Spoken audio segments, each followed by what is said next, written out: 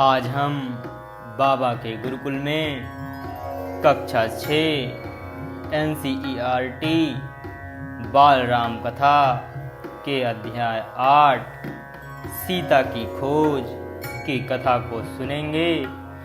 मेरा निवेदन है कि आप इस कथा को ध्यान से सुनें। मेरा विश्वास है कि आपको आनंद की अनुभूति अवश्य होगी। तो कथा को शुरू करते हैं। राम के मन में कई प्रकार के प्रश्न थे, आशंकाएं थी। मारीच की माया उन्होंने देख ली थी। वह छल से उन्हें कुटिया से दूर ले आया था। अब क्या होगा, यही सोचते हुए वह कुटिया की ओर आगे बढ़ते चले जा रहे थे। वापसी में एक पल भी विलंब नहीं करना चाहते थे। लक्ष्मण को वह कुटी पर छोड़ कर आए थे सीता की रखवाली के लिए। अच्छा हो कि लक्ष्मण वहीं हो, मारीच की मायावी आवाज उन तक ना पहुंची हो। राम ने सोचा, सीता अकेले रही तो राक्षस उन्हें मार डालेंगे, खा जाएंगे। तभी उन्होंने पगडंडी से लक्ष्मण को आते देखा। वही हुआ जिसका राम को डर था। अनिष्ट की आशंका और बढ़ गई। पता नहीं सीता किस हाल में होगी। राक्षसों ने उन्हें मार डाला होगा, उठा ले गए होंगे। अकेली सीता दुष्ट राक्षसों के सामने क्या कर पाएगी। कुटी छोड़कर आने पर वह लक्ष्मण से क्रुद्ध थे। उन्होंने क्रोध पर नियंत्रण रखा। लक्ष्मण का बायां हाथ जोर से पकड़ लिया। डर ने दोनों भाइयों को घेर लिया था। देवी सीता ने मुझे विवश कर दिया। भ्राते उनके कटु वचन में सहन नहीं कर सका। कटाक्ष और उलाहना नहीं सुन सका। मैं जानता था कि आप सकुशल होंगे। आपकी सुरक्षा को लेकर मन में कोई संदेह नहीं था। तब भी मुझे कुटिया छोड़कर आना पड़ा। लक्ष्मण ने कहा, यह तुमने अच्छा नहीं किया। तुम्हें मेरी आज्ञा का उल्लंघन नहीं करना चाहिए था। अब जल्दी चलो, मेरा मन चिंतित है। सीता न जाने किस हाल में होगी, कैसी होगी। मायावी राक्षसों का कोई ठिकाना नहीं। राम ने चलने की गति और बढ़ा दी। कुटिया अभी कुछ दूर थी पर दिखाई पड़ने लगी। राम ने वहीं से पुकारा, सीते तुम कहाँ हो। जैसे ही उन्हें पता चला हो कि सीता आश्रम में नहीं है, कुटिया मौन रही। वहां से कोई उत्तर नहीं मिला। राम की बेचैनी बढ़ गई। उनकी एक आवाज पर कहीं से उपस्थित हो जाने वाली सीता वहां नहीं थी। अनुपस्थिति बोलती कैसे। राम की आवाज पेड़ों से टकराकर हवा में विलीन हो गई, कुटिया के शून्य में समा गई। राम पुकारते रहे। उत्तर में उन्हें हर बार सन्नाटा ही मिला। चुप्पी हर ओर थी। हर दिन हवा में झूलने वाले पत्ते शांत थे। लताएं गुमसुम पड़ी हुई थीं। चिड़िया की चहचहाहट लुप्त थी। कुटिया के निकट घूमने वाले पशु पक्षी चुपचाप खड़े थे, शब्द स्तब्ध थे। राम भागते हुए आश्रम पहुँचे। कुटिया में जाकर देखा, सीते सीते पुकारते हुए उन्होंने आसपास की हर जगह देखी। पेड़ों झाड़ियों के पीछे गए। उन स्थानों की ओर भागे जहाँ सीता जा सकती थी। सीता का कहीं पता न था। शोक से व्याकुल राम रोने लगे। सीता से बिछड़कर उनके लिए असहनीय आघात था। वह सुध बुध भुला बैठे थे। विरह में वह गोदावरी नदी के पास गए। उससे पूछा, तुमने सीता को कहीं देखा है? नदी ने कोई उत्तर नहीं दिया। वह पंचवटी के एक एक वृक्ष के पास गए, सबसे पूछा, कोई सीता का पता बता दे। हाथी के पास गए, शेर से पूछा, फूलों के पास रुके, चट्टानों पत्थरों से प्रश्न किया। शोक संतप्त था, राम भूल गए कि चट्टानें नहीं बोलती, पेड़ पौधे बात नहीं करते, उनकी भाषा मौन है, उनके उत्तर भी मौन ही हैं। राम की मानसिक स्थिति विक्षिप्त जैसे थी। एक बार उन्हें लगा कि सीता वहीं है, कुटिया के पास, अभी भागकर पेड़ के पीछे छिप गई है। उन्हें खिंचाने के लिए मेरा साथ, परिहास मत करो सीते। राम उस पेड़ की ओर दौड़े, वहाँ कोई नहीं था। वह निराश होकर पेड़ के नीचे बैठ गए। राम का दुख लक्ष्मण से देखा नहीं जा रहा था। उनका व्यवहार सहन नहीं हो रहा था। वह राम के निकट गए, विलाप करते। राम ने कहा, मैं सीता के बिना नहीं रह सकता, नहीं जी सकता, तुम अयोध्या लौट जाओ।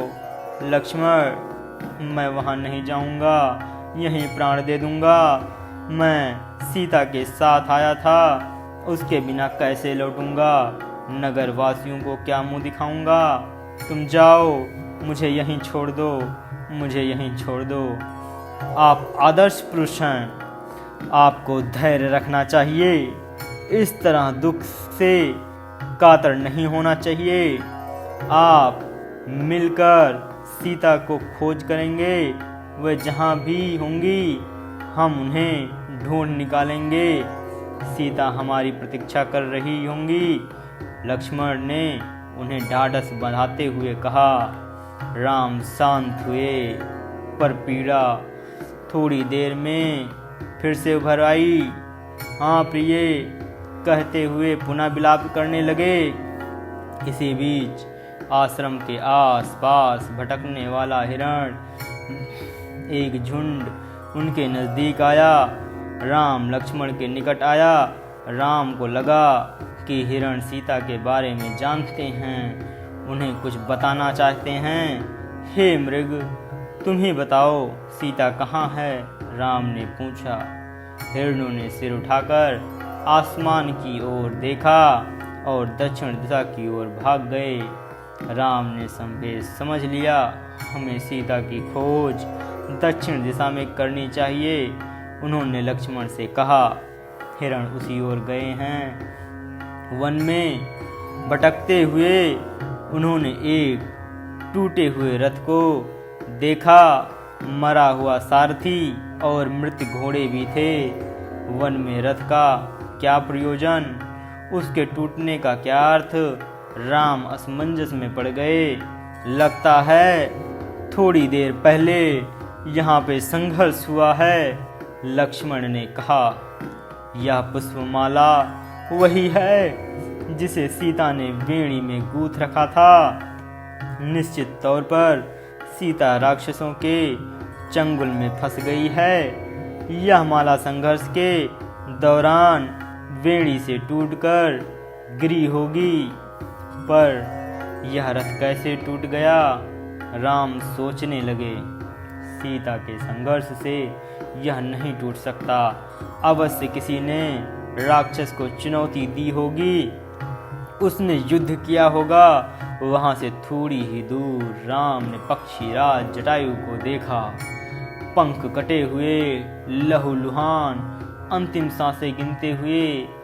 हे राजकुमार, सीता को रावण उठा ले गया है, मेरे पंख उसी ने काटे।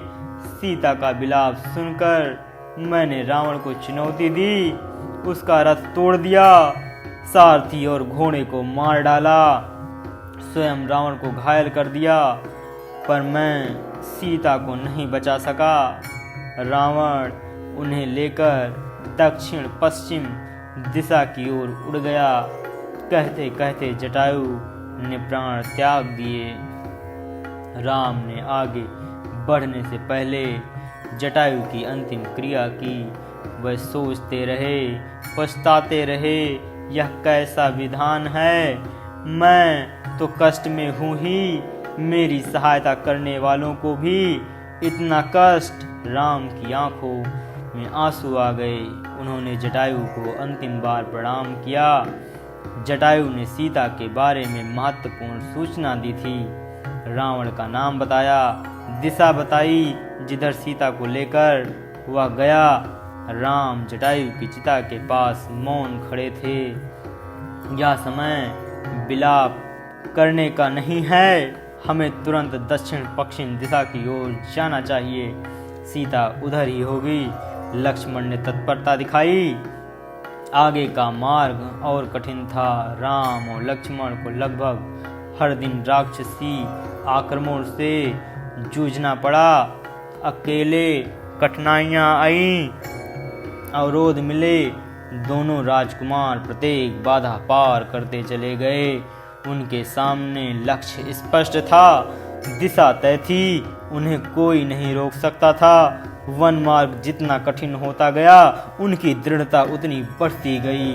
वनवासी राजकुमार प्रतिदिन सुबह उठते और दक्षिण दिशा की ओर चल पड़ते। एक दिन यात्रा के प्रारंभ में ही एक विशालकाय राक्षस ने उन पर आक्रमण कर दिया। उसका नाम कबंध था।